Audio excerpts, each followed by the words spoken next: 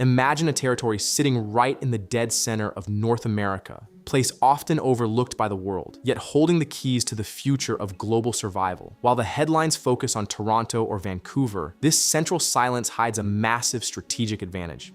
It's a land of 10 provinces, but only one might be Canada's ultimate secret weapon in a rapidly changing world.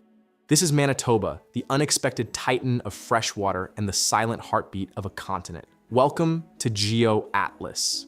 Canada is a geographic behemoth, a vast country meticulously organized into just 10 provinces and 3 territories. While the overwhelming majority of Canadians cluster in the economic hubs of Ontario, the cultural heart of Quebec, or the mountainous landscapes of British Columbia, there is a province positioned precisely in the middle that remains one of the most underrated geopolitical assets on Earth. So why is Manitoba possibly Canada's most important province? To understand this, you have to look past its quiet reputation and dive into its staggering natural wealth. For one, Manitoba possesses something the rest of the world is becoming increasingly desperate for: an almost exclusive and massive access to fresh water. In an era of global droughts and shifting climates, this province isn't just a patch of prairie, it is a gargantuan reservoir, with over 100,000 lakes, including the massive Lake Winnipeg, which is the 10th largest freshwater lake on the planet. Manitoba controls a resource more valuable than gold. But this water isn't just for drinking. It's the fuel for a massive green energy empire that powers the center of the continent. Don't forget to subscribe as we explore the hidden mechanics of Canada's most strategic province.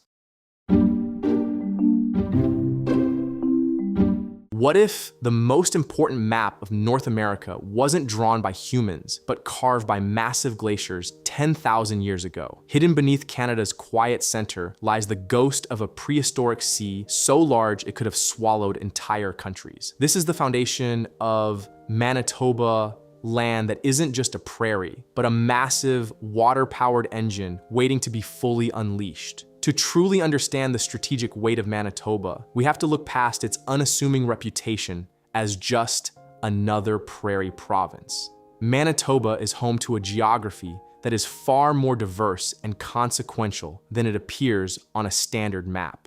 It is a land of extreme transitions, stretching from the flat, fertile plains of the south to the rugged, ancient expanse of the Canadian Shield in the north, eventually meeting the frozen Arctic vastness of the Hudson Bay. While it lacks the soaring peaks of the Rockies, Manitoba's elevation tells a story of subtle power, shifting from sea level at the Hudson Bay coastline to the summit of Baldy Mountain, which rises to 831 meters in the Duck Mountains. This variation creates a complex web of microclimates and ecosystems.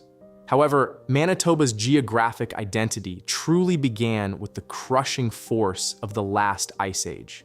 As colossal glaciers retreated, they didn't just move, they scarred the earth, leaving behind tens of thousands of immense lakes and the prehistoric basin of Lake Agassiz. This ancient lake was so gargantuan, it is theorized to have connected with another ghost of the past, Lake Ojibwe, stretching all the way from Manitoba through Ontario and into Quebec. Today, the remnants of this glacial titan are Lake Winnipeg, Lake Winnipegosis, and Lake Manitoba. These aren't just scenic spots, they are critical hydrological anchors for the entire continent. The southern region is a global breadbasket defined by rich, dark Chernozem soil. In fact, Manitoba possesses more Chernozem soil than any other Canadian province, making it an agricultural titan. But as you travel north, the Canadian Shield takes over, covering approximately 60% of the province. This hard granite landscape, while unsuitable for farming, is a powerhouse of dense boreal forests and a wealth of mineral resources. It is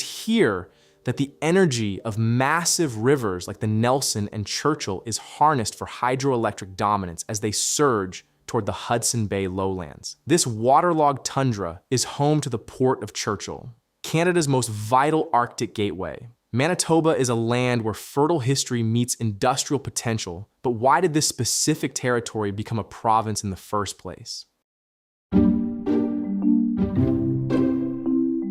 What if a single, defiant colony in the middle of a frozen wilderness forced one of the world's largest empires to redraw its maps? Manitoba wasn't just given provincial status, it was fought for and negotiated in a way unlike any other place in Canada. This is the story of how a small, rectangular postage stamp on a map evolved into an Arctic superpower. Manitoba's path to becoming a province was never a guarantee. In fact, there were moments in history when the very concept of Manitoba could have vanished, replaced by something entirely different. Long before any European borders were drawn, these lands were the ancestral home of the Cree, Anishinaabe, Dakota, and Assiniboine peoples. For thousands of years, these tribes were master engineers of the north, even mining quartz in the far north to craft specialized arrowheads. Everything changed with the arrival of the Europeans. While Henry Hudson was the first to venture into the bay that now bears his name,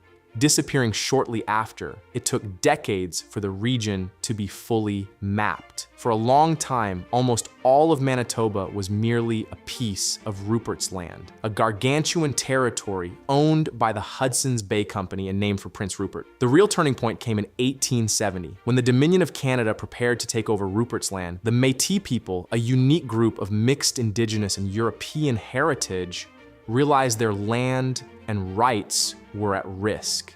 Led by a provisional government that seized Fort Garry, they didn't just protest, they demanded a seat at the table. Their resistance was so effective, it forced the Canadian Parliament to pass the Manitoba Act of 1870. Manitoba was born as the postage stamp province because of its original tiny rectangular shape, but it was the only province in Canada born from direct negotiation with an Indigenous community. Over time, its borders exploded outward. Through annexations in 1881 and a massive expansion in 1912, Manitoba finally reached its current scale, stretching all the way to the Hudson Bay. This moved the province's identity from a small farming rectangle to a strategic giant controlling the Canadian Shield and the Arctic Gateway. Today, Manitoba stands as a testament to that original resistance, and as the world changes, it is proving to be Canada's most vital asset.